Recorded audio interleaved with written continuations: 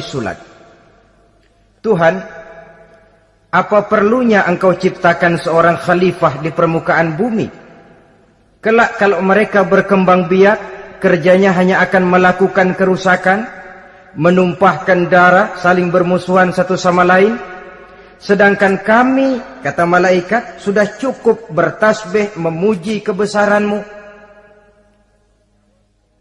Allah kemudian menjawab, Inni a'lamu ma la ta'lamun. Aku lebih tahu tentang apa yang kalian semua tidak mengetahuinya. Setelah diciptakan Nabi Adam daripada tanah, ditiupkan roh, maka Allah kemudian mengajarkan kepada Nabi Adam berbagai macam ilmu pengetahuan. Wa 'allama Adam al-asma'a kullaha. Kemudian Allah mengajarkan Nabi Adam nama-nama segala sesuatu. Nama merupakan simbol daripada ilmu pengetahuan. Nabi Adam akan dijadikan khalifah di permukaan bumi. Maka dibekali oleh Allah Subhanahu wa taala al-asma'a kullaha, nama-nama segala sesuatu. Yang dimaksud di sini ialah al-ulumal katsirah, ilmu pengetahuan yang banyak. Malaikat pada mulanya protes. Kami kan sudah cukup bertasbih Tuhan. Kami kan sudah cukup memuji-Mu. Untuk apa lagi membuat manusia sebagai khalifah di permukaan bumi? Seolah-olah malaikat tidak setuju. Allah yang maha tahu rahasia segala sesuatu memberikan vonis, aku lebih tahu tentang apa yang kalian semua tidak tahu.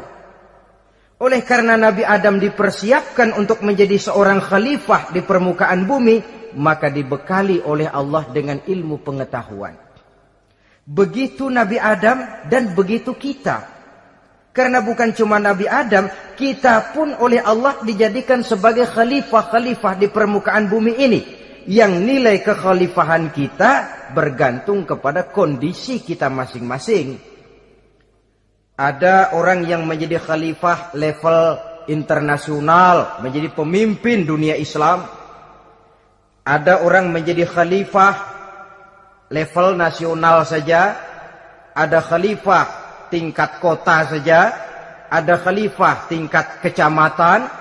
Ada khalifah tingkat RW, RT, sekurang-kurangnya khalifah untuk tingkat rumah tangga masing-masing. Nah, tanpa membekali diri dengan ilmu pengetahuan, jangan berharap kita akan bisa melaksanakan tugas sebagai khalifah di permukaan bumi ini.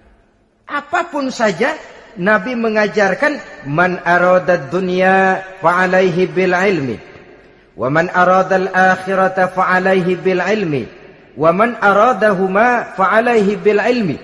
Siapa yang menginginkan dunia harus dengan ilmu. Yang menginginkan akhirat juga harus dengan ilmu. Yang menginginkan dunia akhirat juga harus dengan ilmunya. Tanpa dasar ilmu, maka manusia tidak akan bisa menjalankan tugas kekhalifahan. Setelah diajarkan Adam nama segala sesuatu, dikonfrontir, dihadapkan dengan malaikat. Hei malaikat, kalau tadi kamu bilang buat apa perlunya menciptakan khalifah? Nih bentuknya Adam. Sekarang hei malaikat, coba kamu sebutkan nama segala sesuatu ini yang ada di sini ini. Malaikat berkata, Subhanaka la ilma lana illa ma 'allamtana. Ya Allah, kami tidak punya ilmu, kami tidak tahu semua itu kecuali apa yang telah Engkau ajarkan kepada kami. Kalau kamu tidak sanggup, Adam, sebutkan nama-nama semua itu. Adam menyebutkannya dengan lancar. Ketika itulah Allah memerintahkan malaikat untuk sujud kepada Nabi Adam alaihi salam. Sujud di sini bukan sujudul ibadah, sebab sujud ibadah kepada yang selain Allah haram. Tapi sujud di sini sujudut tawadhu' i'tirafan bi fadli Adam. Sujud merendahkan diri sebagai pengakuan terhadap keutamaan dan kelebihan Nabi Adam. Maka orang yang banyak ilmunya lebih utama dari orang yang hanya banyak ibadahnya. Bahkan iblis lebih takut kepada orang alim yang sedang tidur daripada orang goblok yang lagi ibadah. Model ini diceritakan dalam Ihya-nya Imamul Ghazali. Iblis masuk ke masjid mau menggoda orang lagi sholat. Sudah masuk di pojok masjid, dia lihat orang lagi tidur. Ngacir iblis keluar, cepat benar.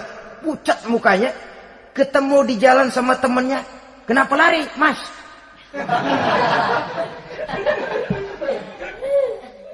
Kata temannya, saya mau goda orang sholat. Lalu tiba-tiba di pojok masjid saya lihat ada orang lagi tidur. Saya takut betul sama itu orang. Lari saya keluar. Loh, sama yang sembahyang sampean nggak takut, kok sama yang tidur takut bagaimana? Yang tidur itu orang alim. Yang lagi sembahyang itu orang goblok. Oh, godain orang goblok, saya colek juga dia lupa sembahyang. Tapi orang alim ini saya takut betul.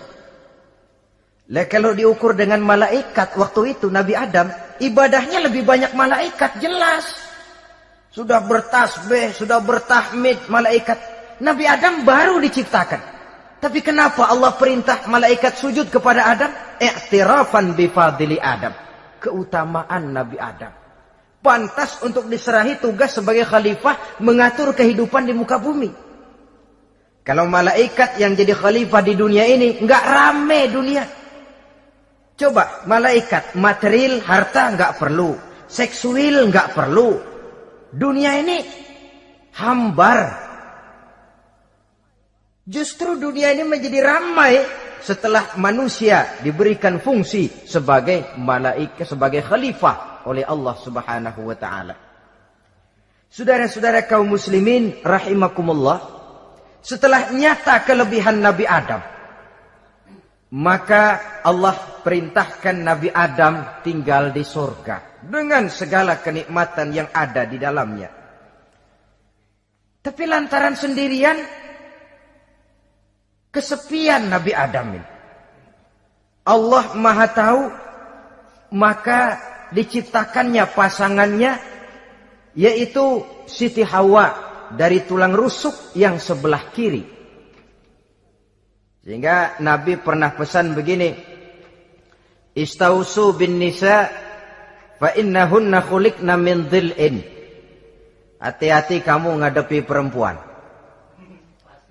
Yang tolong dengar nih yang laki-laki, yang perempuan belaga budak aja dulu lah. Hati-hati kamu ngadepi perempuan.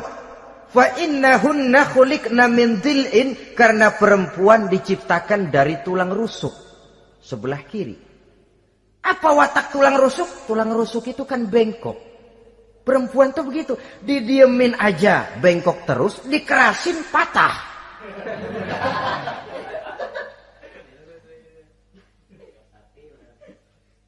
Saudara-saudara, di sini kita ambil satu hikmah bahwa ternyata yang bikin hidup terasa enak karena di sekitar kita banyak orang lain. Bodoh manusia kalau dia merasa bisa hidup sendirian. Tinggal di tengah kampung tapi gayanya gaya orang tidak mau kenal dan tidak mau tahu sama tetangga. Jangankan di dunia, di sorga saja Nabi Adam karena sendiri, kesepian. Apa saudara mau tinggal di Jakarta? Apa saja di Jakarta, sudahlah milik saudara. Hotel Indonesia dikasih saudara, Hotel Borobudur punya saudara, Monas buntel bawa pulang. Semanggi ambil, tapi di Jakarta saudara tinggal sendirian. Kira-kira enak nggak? Ternyata yang bikin hidup terasa nikmat karena di sekitar kita banyak orang lain. Begitulah Allah ciptakan Siti Hawa. Setelah diciptakan Siti Hawa, natur manusiawi. Nabi Adam mau main pegang aja. Kata Allah, hai Adam, jangan kau sentuh sebelum kau bayar maharnya. Maharnya apa ya Allah? Maharnya antusalliya ala Muhammadin sallallahu alaihi wasallam. Maharnya kau bersolawat kepada Nabi Muhammad. Manusianya belum lagi diciptakan tapi namanya sudah ada. Nurnya sudah ada. Bahkan dijadikan mas kawin antara Adam dengan Hawa. Karena itu dalam Islam sebenarnya urusan kawin itu bukan yang sulit. Maka jangan dipersulit. Tapi juga jangan digampang-gampangin.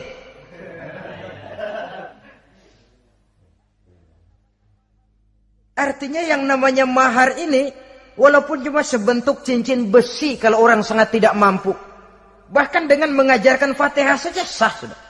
Saya terima nikahnya Fulanah binti Fulan, dengan mas kawinnya saya ajarkan dia surah Fatihah. Kalau memang kere betul, tidak punya apapun, sah sudah itu. Agama ini mudah, karena itu jangan dipersulit, tapi juga jangan digampang-gampangin. Setelah itu Allah memerintahkan, Ya Adam uskun anta wa zawjukal jannah. Hai Adam, kau dan istrimu tinggallah dalam surga. Wa kula minha ragadan haitsu syi'tuma. Segala makanan yang ada di dalamnya boleh kau makan. Pakaian yang aneka warna boleh kau pakai. Nikmati seluruh fasilitas yang ada di surga ini. Cuma atu aja Adam. Yang lain boleh dah. Mau ngapa pakai atu aja jangan. La taqraba hadhihi syajarah. Jangan kamu dekati pohon khuldi itu. Dekat saja jangan. Apalagi sampai metik. Jangan Adam.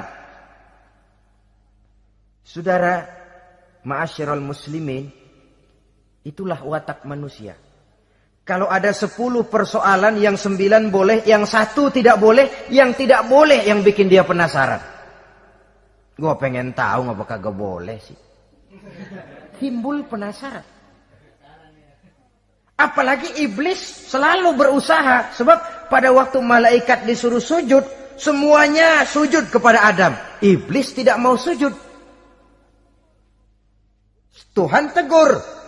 Iblis, kenapa kamu tidak mau sujud? Mana mungkin Tuhan. Saya kan dibikin dari api, kata iblis. Adam dari tanah. Unsur api lebih mulia dari unsur tanah. Masa saya harus tunduk kepada Nabi Adam? Gengsi dong. Adam kan anak kemarin sore, baru dibikin. Masa saya harus tunduk kepada orang yang macam itu? Ini kan perintah aku iblis. Kalau kau tidak mau tunduk, keluar dari sorga ini. Terusir iblis dari sorga karena kesombongannya tidak mau sujud kepada Adam. Nah, logika, kalau udah di sorga aja sombong diusir, apalagi yang masih tinggal di pinggir kali sombong.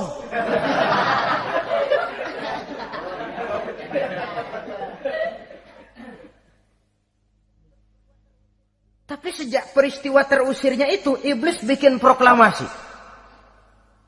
Apa proklamasi iblis? Rabbi fanzirni ila yaumi yub'asun. Ya Allah, gara-gara Adam saya diusir dari surga. Saya minta kepadamu ya Allah, beri saya kesempatan sampai hari manusia dibangkitkan. Kata Tuhan, innaka minal munzarin. Oke, silakan. Mau apa iblis? Rabbi bima aghwaytani la uzayyinanna lahum fil ardi wa la ughwiyannahum ajma'in. Ya Tuhan, disebabkan engkau telah menyesatkan aku, akan aku hiasi mereka manusia dengan kejahatan yang ada di muka bumi ini, dan aku akan sesatkan mereka semua. Ini proklamasi iblis. Gara-gara Adam saya terusir dari surga, maka sejak saat ini Adam dan seluruh keturunannya musuh bebuyutan saya. Akan saya lakukan segala macam cara untuk menggelincirkan manusia agar mereka menjadi orang yang engkau murkai ya Allah. Kemudian Allah memberikan jawaban. Dialog ini saudara bisa lihat dalam surah Al-Hijr ayat 40, 41 sampai 44. Kata Allah apa? Inna ibadi laisa laka alaihim sultanun illa man ittaba'aka minal ghawin. Silahkan iblis. Yang lain barangkali bisa kau goda. Kecuali hamba-hambaku yang benar-benar hambaku, engkau tidak akan punya daya tipu mereka. Engkau tidak akan punya kemampuan menggelincirkan mereka. Kecuali kalau memang mereka sudah mau ikut pengaruhmu. Sepanjang mereka benar-benar menjadi hambaku, kata Allah. Hamba Allah yang sebenarnya.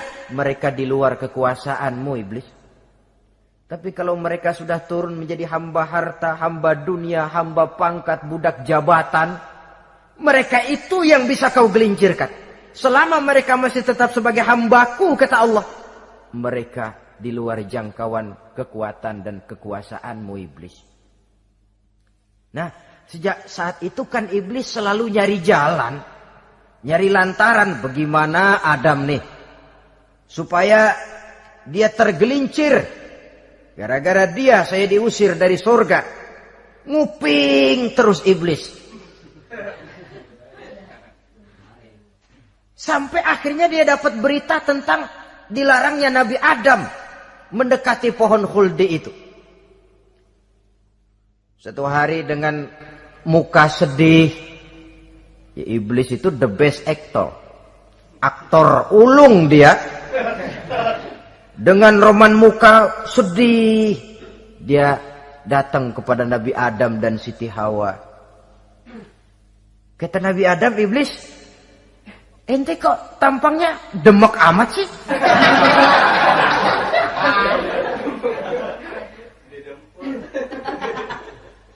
Kenapa begitu sedih?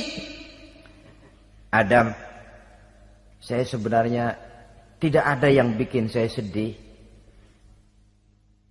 Cuma saya dapat berita bahwa engkau tidak akan selamanya di dalam surga ini.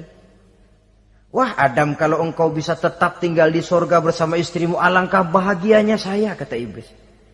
Tapi saya dapat kabar, ente nggak bakalan lama-lama di surga. Buktinya ente dilarang makan buah khuldi. Khuldun artinya kekal. Kalau kau makan buah itu, kau akan kekal di surga, Adam. Tuhan nggak pengen, makanya dilarang. Wa qasamahuma inni lakuma laminan nasihin. Untuk memperkuat omongannya, sumpah si iblis.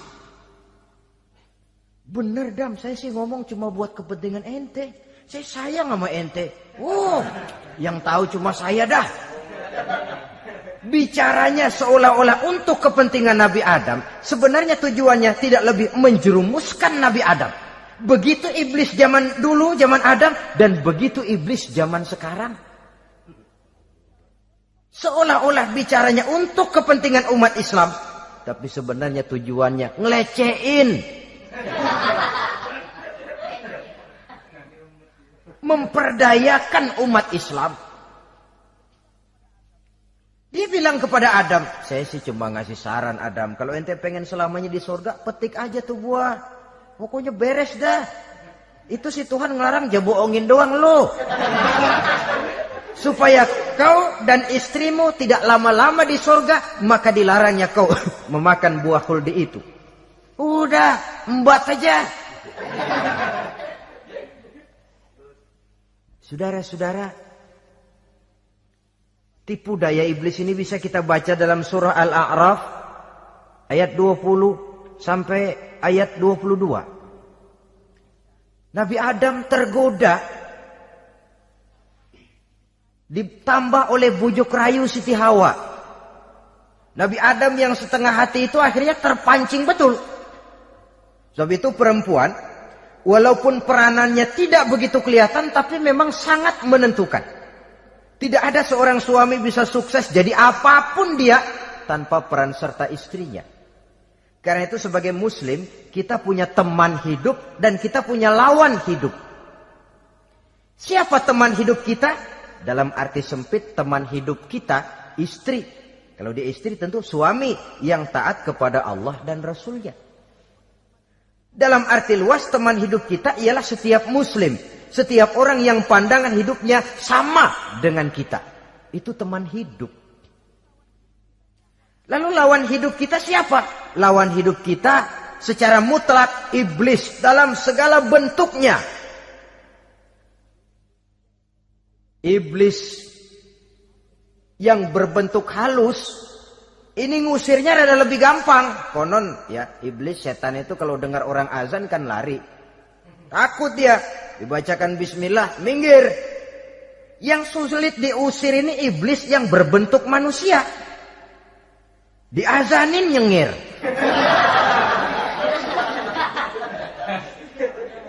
Gawat ini. Saudara-saudara, ini musuh dalam artian mutlak. Sedangkan musuh dalam artian ideologis, setiap orang yang pandangan hidupnya tidak sama dengan kita. Bahasa langsungnya, setiap orang di luar Islam. Secara ideologis. Ya. Adapun secara manusiawi, kita tetap toleransi, saling menghormati, setuju dalam perbedaan pendapat. Kembali kepada prinsip, lakum dinukum. Kewajiban saling menghormati sesama manusia. Tapi secara ideologis tidak ada kompromi. Begitulah Nabi Adam tergoda. Dan begitulah iblis selalu menggoda keturunan-keturunan Nabi Adam. Sampai kepada kita sekarang ini. Tiap kali kita hendak melakukan berbagai kebaikan, iblis ini mulai bisik, kasa, kusuk, kesek. Saudara tadi dari rumah mau berangkat niat dengerin ceramah macam ini. Apa dikira iblis enggak? Wah, gatal iblis. Kata iblis, alah jangan bertingkah lah dengerin ceramah. Ceramah mah urusan 70 ke atas. Ente masih muda. Berjuang kita. Jihad, bismillah. Tidak, saya mau dengar ceramah. Berangkat kita ke tempat ini. Sampai di sini apa dikira iblis diam? Enggak. Dia bisikin lagi. Iya, lo hadir ke sono dah. Cuma nyampe sono lo ngomong aja ngomong dah. Ustadz mah jangan didengerin, ngomong aja udah. Perang lagi jihad, saya nggak mau ngomong, mau dengerin betul-betul. Kata iblis, iya lo dengerin dah, jangan ngomong, cuman pules.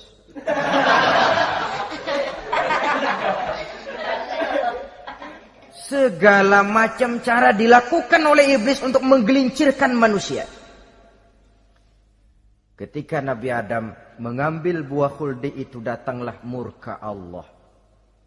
Adam, seolah-olah kalau bahasa kita, kelewatan kamu Adam. Dari belum ada aku ciptakan kau. Barangkali kau merasa kesepian, aku ciptakan Hawa. Aku tinggikan derajatmu dari malaikat sampai malaikat sujud kepadamu. Aku perintahkan kau tinggal di sorga dengan seluruh fasilitas yang ada di dalamnya. Cuma satu yang aku minta, jangan dekati pohon khuldi, engkau tidak sanggup Adam. Keluar dari sorga ini.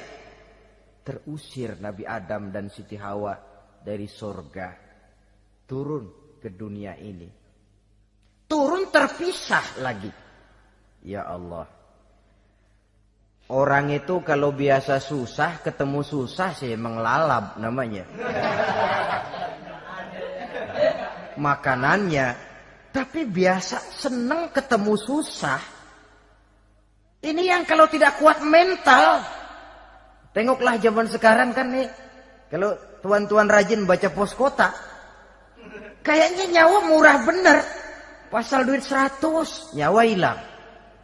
Pasal diputusin pacar, begon ditenggak.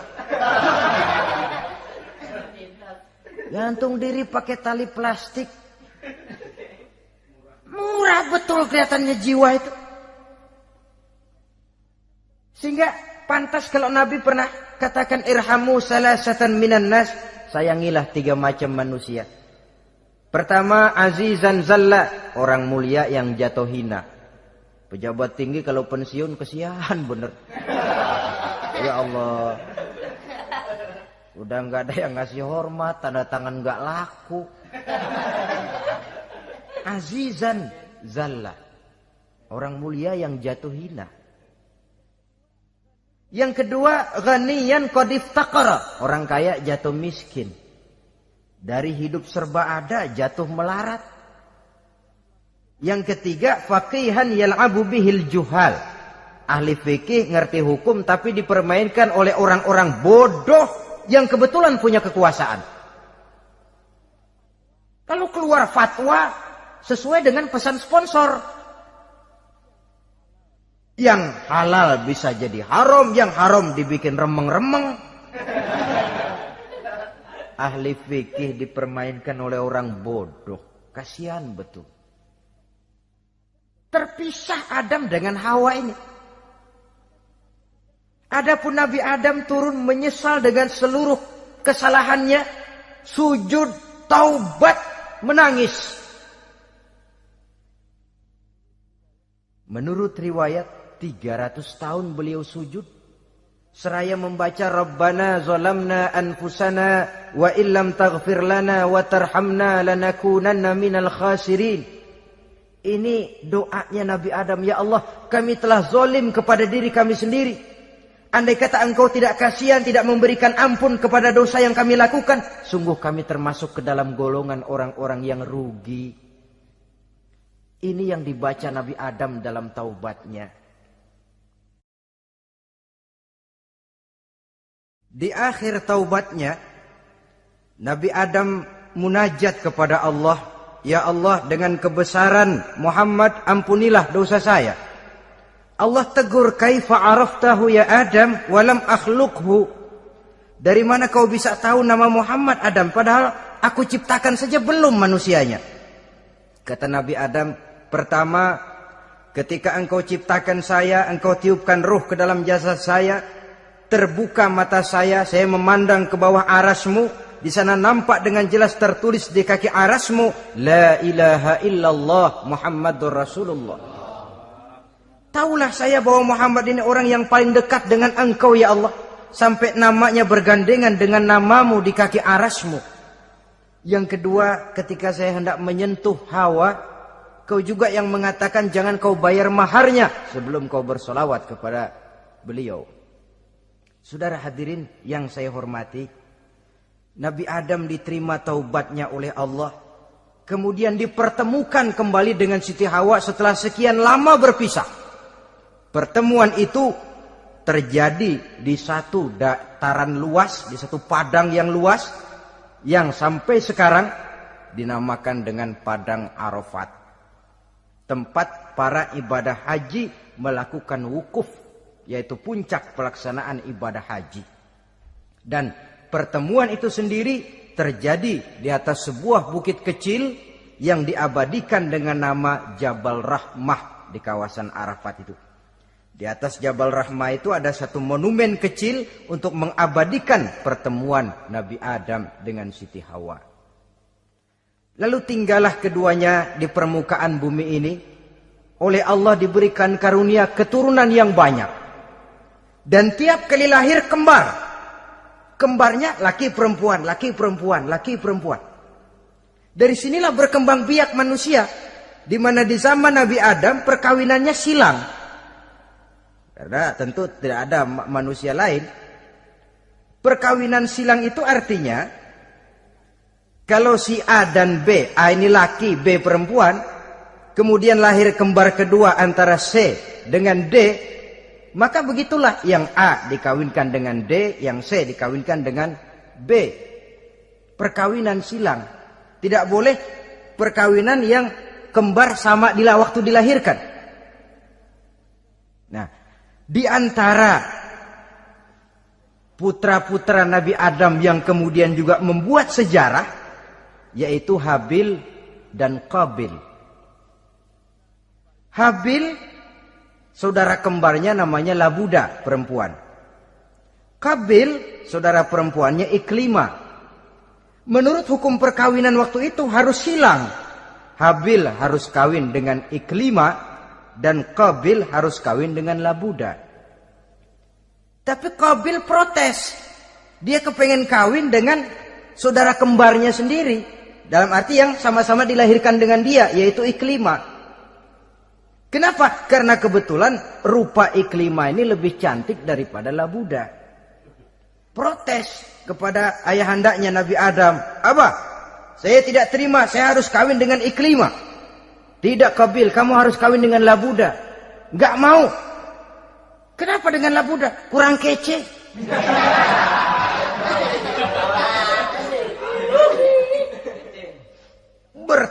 bertengkar, Nabi Adam tidak berhasil menyelesaikan, lalu diserahkan saja kepada Allah. Kata Allah begini saja, bikin korban, kamu berdua, Habil, Qabil. Siapa yang korbannya aku terima, dia boleh kawin sama Iklimah. Ternyata korban yang diterima adalah korbannya Habil. Jadilah Habil kawin dengan Iklimah. Tapi Qabil tidak puas.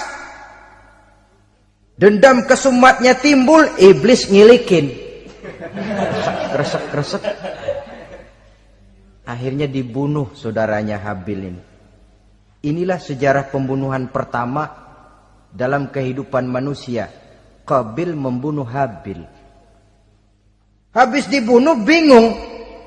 Bagaimana naruhnya ini mayat? Allah lalu memberikan petunjuk. Dalam Al-Maidah ayat 31 itu dijelaskan. Ada burung gagak berantem sama burung. Yang satu mati. Nah, oleh yang masih hidup, tanah ini dicakar-cakar sama kakinya dan sama paruhnya. Sehingga berbentuk lubang, bangkai saudaranya itu dimasukin ke lubang itu lalu diuruk lagi pakai tanah. Oleh cakar kakinya dan paruhnya itu. Sehingga Qabil, cara ini bisa. Itulah sejarah penguburan pertama dalam perkembangan manusia. Oleh karena itu,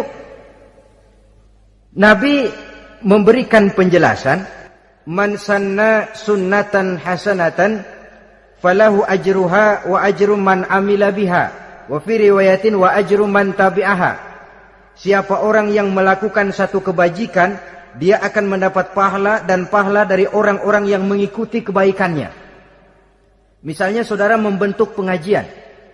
Ramai pengajian saudara. 1000 orang yang datang ngaji, 1000 orang saudara dapat pahala. Sponsor kebaikan. Sebaliknya, wa man sanna sunnatan sayyi'atan falahu ismuha wa ismu man amila biha, ay wa ismu man tabi'aha. Siapa yang memulai suatu kejahatan, dia akan mendapat dosa dan dosa dari orang-orang yang melakukan atau mengikuti kejahatannya. Umpamanya saudara mengadakan pesta. Lalu dalam pesta itu terjadi segala macam maksiat. Maka seluruh maksiat yang terjadi malam itu di tempat itu, saudara ikut dapat dosanya. Kenapa? Sponsor. Tiap kali ada pembunuhan, Qabil dapat andil dosa. Kenapa? Sponsor. Tapi kalau 2 orang muslim, ini masalahnya Habil nggak ngelawan kan, dibunuh. Tapi kalau 2 orang muslim berkelahi, kata Nabi apa? Apabila 2 orang muslim saling berbunuh-bunuhan, maka al-qatil wal maqtul finnar. Baik yang membunuh ataupun yang dibunuh, dua-duanya neraka.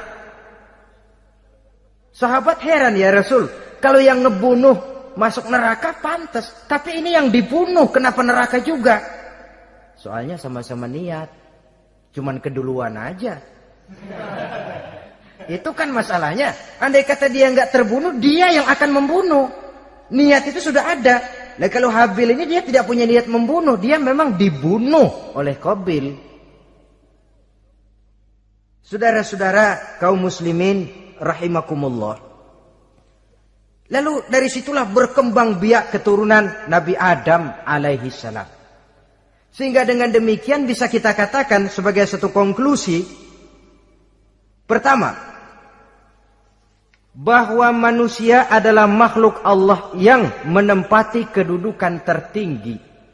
Dan berasal dari Nabi Adam sebagai manusia pertama. Dengan malaikat sekalipun, manusia sebenarnya lebih tinggi. Kapan? Kalau dia tetap benar-benar sebagai hamba Allah yang membekali diri dengan ilmu pengetahuan. Laqad khalaqnal insana fi ahsani taqwim. Kami ciptakan manusia dalam bentuk yang paling baik. Dan ketinggian manusia itu tidak ditentukan oleh bahan-bahan dari mana manusia diciptakan. Tapi ditentukan oleh adanya roh yang ditiupkan ke dalam jasadnya dan kemampuan yang ditimbulkan oleh nilai-nilai rohaniah tadi. Kalau secara biologis kita ini semua bahannya sama. Dari saripati mak tanah yang menghasilkan buah yang dimakan oleh mak bapak kita, membentuk hormon, menghasilkan sperma, terjadi kerjasama yang baik antara ibu dan bapak, sehingga kemudian melahirkan kita ke alam dunia ini. Secara biologis bahan kita sama, dan tidak itu yang menentukan ketinggian manusia. Walaupun keturunan juga mempengaruhi, sebab sekarang ada istilah ramai orang bicara bayi tabung. Dan majelis ulama sudah memberikan fatwa kalau spermanya itu berasal dari sang bapak, tidak jadi masalah.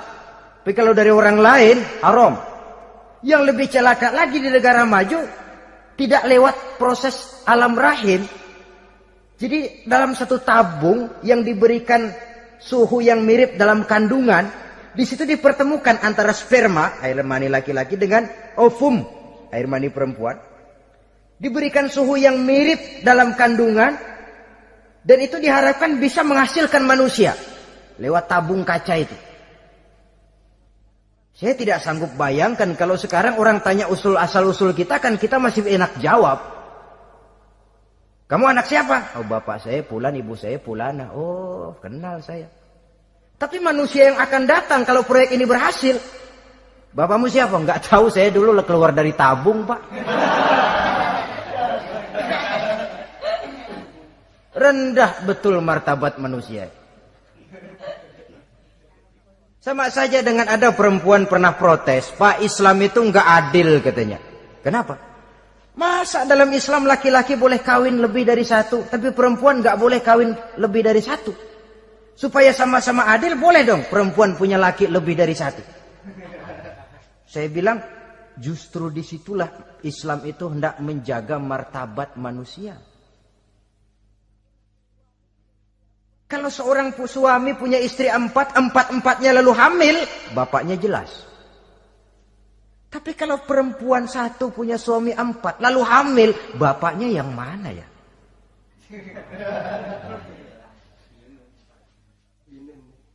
Rendah martabat manusia. Ketika si bayi lahir, ibunya lihat, ini jidatnya kayak si A ini. Sudah, ini anakmu saja nih, jidatnya jidat kamu. Kata, antar dulu jidat saya, tapi kuping B nih nggak mau saya. Terkatung-katung si anak tanpa tahu kemana dia mesti manggil bapak. Ibu daftarin anak ke sekolah, Pak Guru tanya lagi, ini bin siapa, Bu? Bingung lah, udah tulis Bu, bin rame-rame.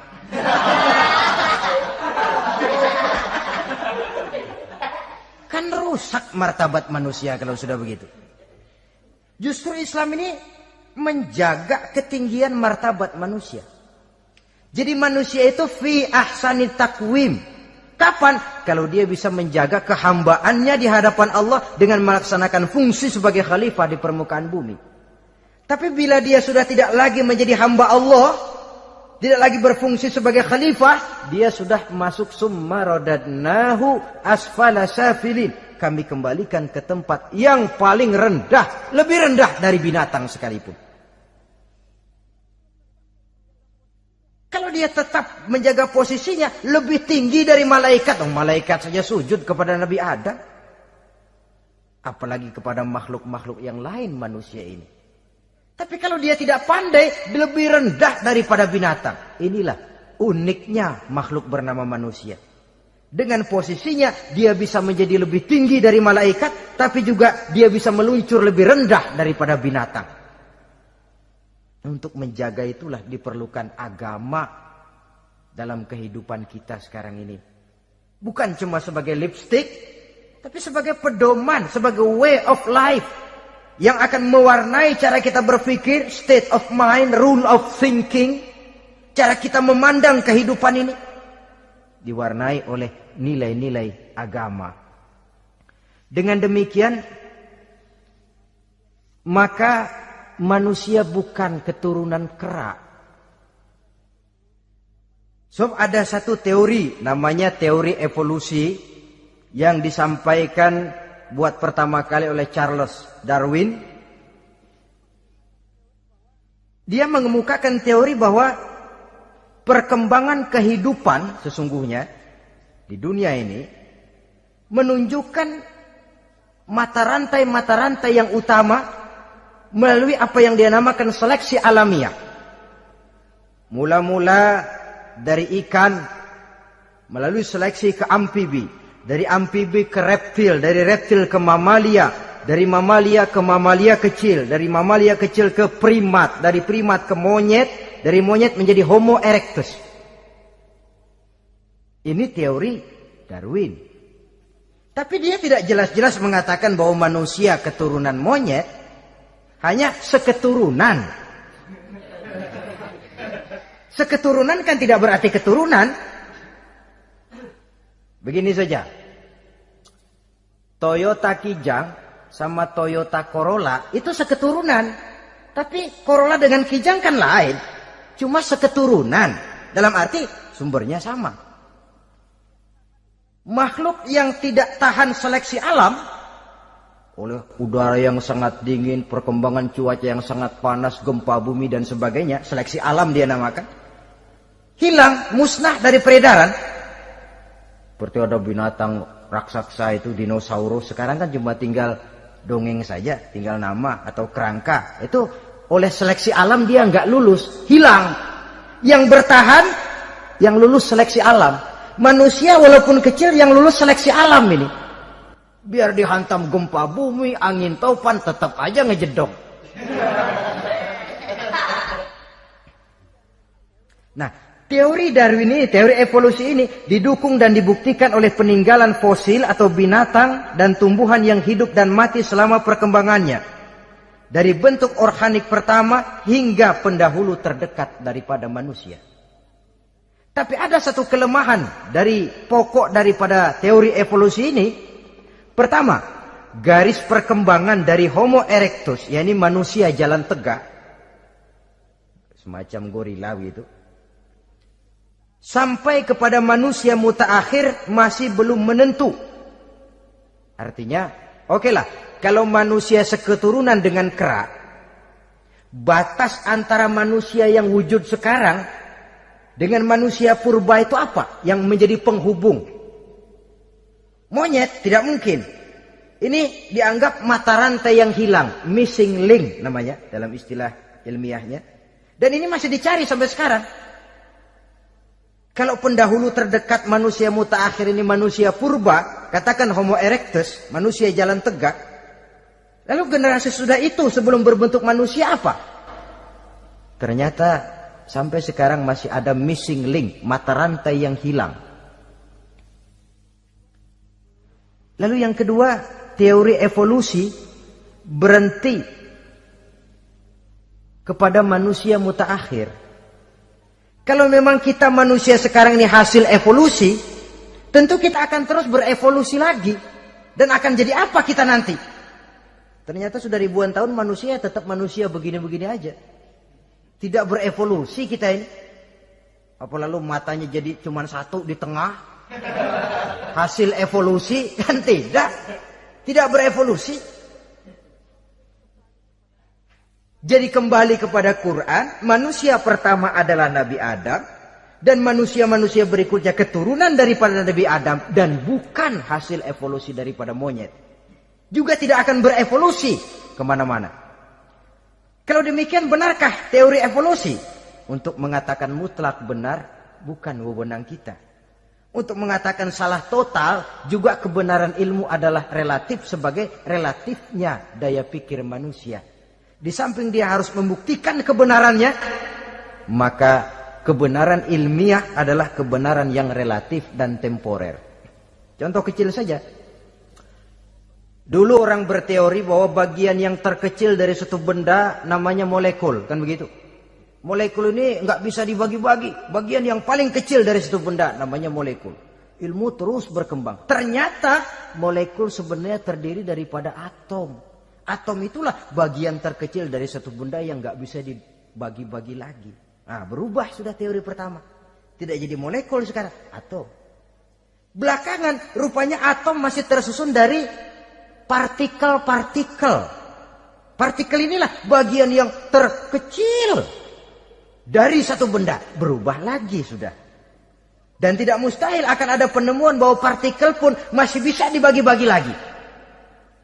Begitu juga dengan teori evolusi ini. Sehingga beberapa ahli semacam Dr. Charles Oxnard, Dr. Jane Paul Hallett dari Chicago dan California, mereka sudah membantah teori evolusi ini. Namun masalah paling pokok dari kita ialah kita diciptakan oleh Allah berasal dari Nabi Adam alaihi salam. Nabi Adam diciptakan dari tanah. Dan kita bukan hasil dari evolusi, juga tidak akan berevolusi. Nah, lalu kepada makhluk bernama manusia diberikan fungsi sebagai khalifah di permukaan bumi ini. Ini yang dulunya malaikat protes. Sebagai khalifah, tugas kita apa? Khalifah Allah di muka bumi. Menerjemahkan sifat Allah sesuai dengan batas-batas kemanusiaan kita. Allah Maha Pengasih. Berusahalah kita pengasih kepada makhluk sesuai dengan batasan manusiawi kita. Allah Maha Menolong. Ringan tanganlah kita menolong orang yang memerlukan sesuai dengan batas kemampuan kita. Fungsi khalifah. Untuk bisa berfungsi sebagai khalifah secara baik, kita harus mempunyai modal yang dinamakan ilmu pengetahuan. Dan Islam sangat menggalakkan itu. Jauh dulu 14 abad yang lalu, dari desa kecil yang bernama Mekah yang peta belum muat, orang di dunia belum kenal, sudah keluar seruan utlubil ilma walau bisin, tuntutlah ilmu walaupun di negeri Cina. Ngomong Cina di Mekah, padahal Mekah waktu itu belum masuk peta, belum dikenal orang. Sudah ada revolusi ilmu dan budaya. Belajar walaupun harus nyebrang ke negeri Cina. Lalu ada lagi misalnya allimu auladakumus sibahata warrimayah, kata Nabi. Ajarkan anakmu renang dan lempar lembing, lempar cakram, olahraga. Satu tanda Islam agama masa depan. 14 abad yang lalu di Saudi Arabia, Nabi mengajarkan, ajari anakmu berenang. Kalau Islam agama untuk orang Arab saja, mau berenang di pasir.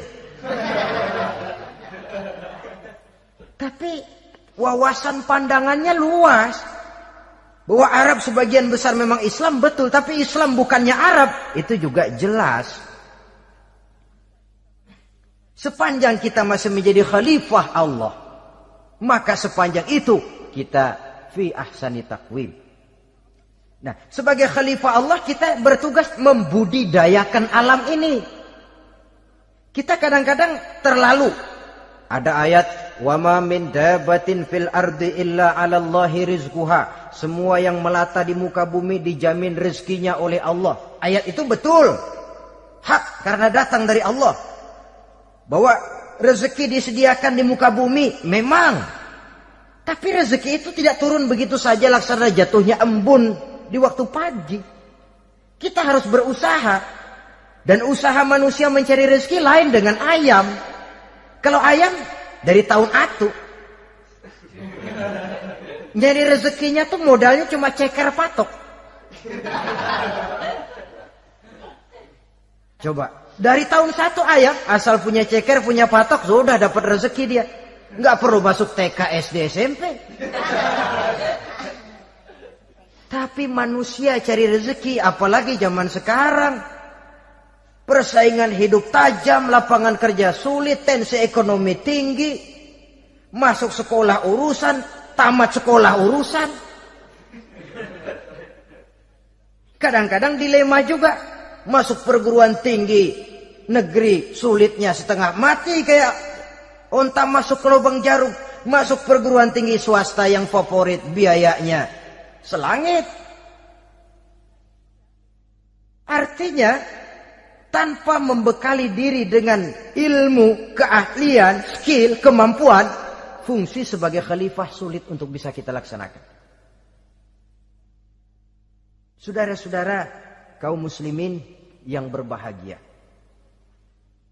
Kalau fungsi khalifah ini mampu kita laksanakan, iblis putus asa sudah. Sebagai khalifah, di satu pihak kita menyembah hanya kepada Allah, di lain pihak kita membudidayakan alam ini.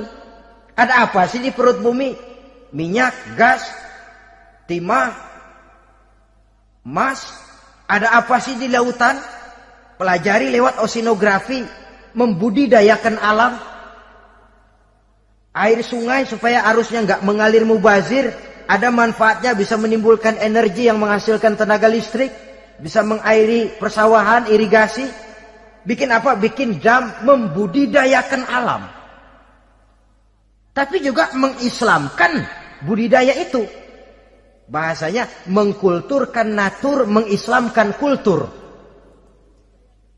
Membudidayakan alam dan mengislamkan budi dan budaya manusia ini. Sehingga apapun yang kita kelola dari alam ini nantinya akan untuk menunjang tugas sebagai khalifah, sujud kepada Qadhi Rabbul Jalil. Saudara-saudara, maka bersyukur kita oleh Allah dijadikan manusia. Tidak pesan, terima beres, cantik. Dari segi biologis maupun psikologis, tidak ada makhluk secantik manusia. Dibekali dengan agama, di samping akal. Sehingga agama membimbing akal agar sampai kepada kebenaran yang hakiki. Kita sebagai keturunan Nabi Adam memegang fungsi khalifah. Jadi jangan main-main loh. Kita ini turunan Nabi, betul ini. Saudara-saudara yang hadir semua di depan saya ini, termasuk saya, kita gini, turunan Nabi kita ini. Nabi Adam. Jangan main-main loh. Turunan Nabi gini-gini. Nabi Adam.